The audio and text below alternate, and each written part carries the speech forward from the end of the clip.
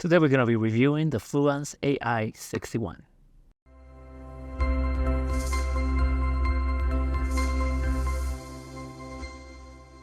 Welcome back. So, this will be my first of several small bookshelf speakers reviews. And my goals with this is finding a great setup for your desktop or even your living room if you don't want to use a soundbar. And as you remember from my previous videos, I did a Kali Audio speaker setup for your desktop, and it was a good sounding speaker, better than any soundbar I've tested so far from Razer or Creative Labs. But it was expensive, and I thought that we could do much better than that. And so I started looking into power speakers and small amplifiers, bookshelf speakers, and things like that. And I ended up with this one, the Fluance Ai61, which is a powered speaker. And today I'm going to share my thoughts about it and whether you should get one or not. So, first, this is a power speaker, so I'm going to unplug it so you can see the back. Sorry for the noise. In here, you have a couple of things. You have the RCA inputs, so you can connect your analog, like from your phone with an analog connection or anything like that. On this side, there's a subwoofer output. Now, the subwoofer output is really good on this one because it's crossed over at 80 hertz. One issue that I found in some of the small amps that I've been testing is some of them don't tell you what the crossover point is, or you can control it at all. 80 hertz is a very safe crossover. Is my THX recommendations and things like that for like movies. So 80 hertz is perfect, and I like that it's already crossover at 80 hertz in this. And here we have, of course, the speaker terminals. Now, these speaker terminals only go to the left channel because the right channel is the one that's powered, and you cannot flip them. Always has to be the right, the powered one on the right side. So this speaker, this is just the powered left speaker. There's no way to power this with an external amplifier because this one doesn't have any inputs for speaker power. So just so you know, you have a toggle here to completely turn it off instead of like kind of like a sleep setup. And then this is just the power cord, which I'm gonna plug again so you can see a couple of things I wanted to show you on the front. And of course you have like the proud little Canadian flag here. I don't know if it's gonna see with my face, but hopefully. But here's another look. Hopefully that's showing. If not, I will do some B-roll. Well, yeah, very simple. They have a port, and it's pretty heavy. Oh, there's an optical port and a USB-C, so you can connect directly to your computer, and then you don't have to use any analog outputs from the computer. It will do everything on its own, so that's really nice. A lot of options. Now, in front, we have a 1-inch soft dome tweeter and a 6.5 woofer. This is where the signal goes from the remote, which we have right here. And the remote, it's very good. It has enough controls. It's small. So in front here, you can control the front this way. If you push it, it changes the source. You can control the volume as well. But let's do everything from remote just to show you. So on the remote, you have, of course, the volume control. And then you have the input control, which is right there. And then this one is just to dim the LED, which probably you won't be able to see, but it dims the LED. And then you have an adjustment for treble and for bass. Now, if you hold either of those, you'll see that it will blink red. Hopefully it shows here. I'm going to try it. So that means that you are at the maximum spot when it's blinking red. See there, none. Okay, so let me try them again. So I'm going to push it all the way, and it'll start blinking red. And I can even tell if it's blinking red because there's some writing here. So when it blinks red, basically you went all the way to the max of the either treble or bass adjustment. Now, it's 10 steps, but in order to know when you're on the middle, if you want 0 for both, if you clicked 5 times from the top down or from the bottom up, On the fifth time, it's gonna blink again. That tells you that you're at 0. So that's gonna have a confirmation, so you know that you're at the center. If you don't want to have any treble or bass adjustment in the unit. So I think that's pretty neat. I mean, it was nice to have like an app so you can just say it there, but there's no app. Oh, this is how it works. So it's a decently heavy, especially this one because it has the built-in amp, and it's well made. It looks good. I don't have any complaints. It doesn't have any grills, but that's fine. I don't like grills anyway. But if you have kids or something, then you might want to think about that because it doesn't come with any grills. So the sound, which is the most important in there, I find it to be a good speaker. Easily better than the Razer and the Creative Labs Katanas and all those that I tested before. So no question, I will take this any day.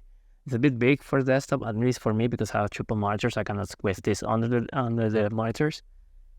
I was using it mostly for our living room as a movie soundtrack, anything for TV shows that sound better on the common soundbar, and it does the job fine. But I think what's limiting the quality of the sound, because it has a sound stage which is decently wide, but it's not very three-dimensional. It's like everything is coming from here, and it mostly flat, so there's not like a lot of depth on the sounds, and that's my major thing about it. And I'm pretty sure what was holding it back is probably the amp. Not that it's a bad amp, but this is not an audiophile speaker. They're not charging a ton of money for it either. They're giving you a good quality speaker with a decent amplifier. So there has to be some compromises, right, to meet the goal for the price. And I think by having that amp in here, you are compromising on the amplification, which is, I don't think it's letting the speaker shine as much as it could. Now, I haven't tested it except for the less speaker with an amp, and it sounded better. But I would love to try the non-powered ones and see how they sound with a normal small amp that I have, like a Ai61. But back to this particular setup with the amplification that it has. It's a good sound, but it's not like a wow sound, at least not for me, because I like that more three-dimensional depth on the imaging. I don't like all my instruments to sound like all on the same plane, which is what I felt on this one, even though the detail was there, which is good. I mean, I could hear the trumpets and the violins, and everything was pretty detailed. And the mids were good. The vocals were very focused in the center. When the singers, I like to play some songs that are not very, very well recorded, just to see how it tries to save them. And it was able to bring the singers to the center of the image. So I like that. I thought it was doing a great job. I didn't feel like I wasn't missing a lot of details. Of course, it's not the highest end speaker, as I said. The price is not the highest either, so it goes hand to hand. You have to get your expectations and perspective of what you're paying for it. The tweeter on the highs, it's good. You can tweak it when you hit the treble all the way up just for fun. It handles it fine. I don't think it gets very harsh. If you push the amp all the way up, you can feel that it's getting to the point where things are beginning to borderline distortion in some areas, depending on what the song that you're playing. But for the most part, it keeps its composure all the way up. I think they have the exact amount of power to match what the speaker can do and the amplifier can do, so you don't get to the point where it sounds horrible. The mids are good. Like I said, everything is pretty forward, so it's a pretty forward presentation in that regard. And the bass is actually pretty decent. If you crank the bass either with your app like Power Amp or the bass with the remote, it can give you some decent bass. I mean, it's not gonna bring down the house, and I think it's just their idea. But it handles bass decently, and I think if you don't want to have a subwoofer and you're not a bass head like I am, you'll be fine with it for the most part. But if you want deeper bass, then definitely get a subwoofer, and they have their own subwoofer, and they're coming out with another one. That's why I'm not reviewing the subwoofer today, because they told me they're coming out with a new one, a new model, so they wanted me to test that one later. But personally, I will definitely use a subwoofer with it because I really like the bass. But overall, I think the sound is very good. It's just that level is a good sound, but it's not like a wow sound. And you have to keep in perspective again the price that you're paying for it, right? So if it was an audiophile and I'm paid thousands of dollars for it, then I would expect the sound to be all the way there. But definitely beats any of the soundbars that I tested. So I will pick that over the Katana X's and the Razer, whatever they're called, and no question about it. Either for my living room or for my desktop computer. So I think that's the main thing about it, is that that didn't wow me was just that the depth of the imaging. There was not like three-dimensionality to it. So that's simple layer where everything was in here, and you could hear everything detail where everything was, but it was like it wasn't moving back and forth. I couldn't separate the instruments very well. That's the main thing I took about it. But again, I'm comparing this based on higher end speakers that I'm using for my personal home theater, for example. So it's not a fair apples to apples comparison, right? Because they were not the same price as this. And they are powered by a 200 watt per channel amplifier, not like a built-in amplifier. So on its own, a definite step up from your entry-level soundbars. And if you want to keep it simple, I will get this. And by simple, I mean you don't want to have like an external amplifier. You just want a one unit and the speaker, and that's it. No more cables. Then this is a great solution.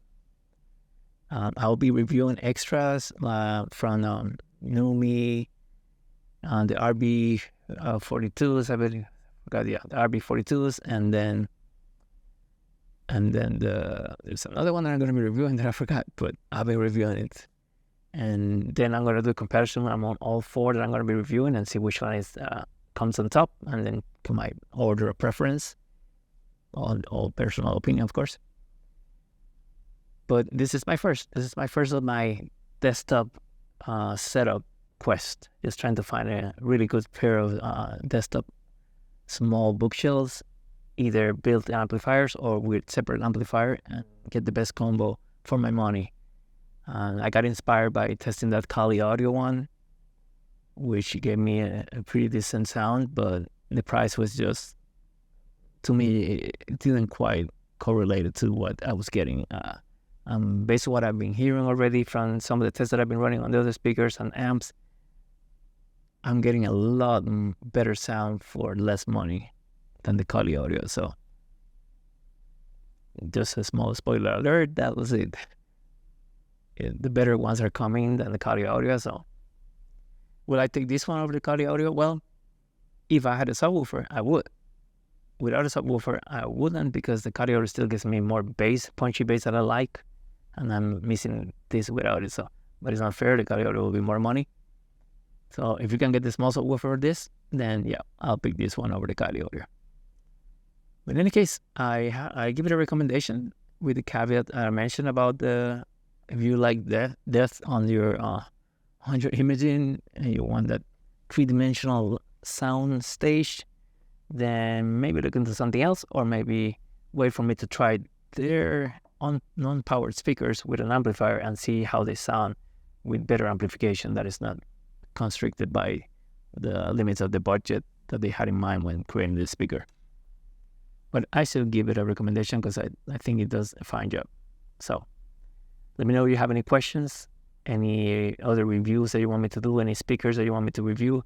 Like I said, I have the Numi, the RB42, and then it's one that I can't forget, the Kanto YU4. Yes, that's the one, the passive one. Gonna be reviewing too. So thank you for watching.